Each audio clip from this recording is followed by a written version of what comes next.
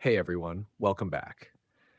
In this video, we're going to check how to fix views not showing on Instagram Reels. If you're new here, make sure to hit that subscribe button for more helpful tutorials.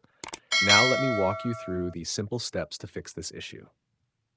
Step 1. Go to the App Store or Play Store and update your Instagram app to the latest version. Open Instagram and go to your profile. Tap Professional Dashboard. Then tap the gear icon in the top right corner. Scroll down and tap Switch Account Type. Then select Switch to Creator Account.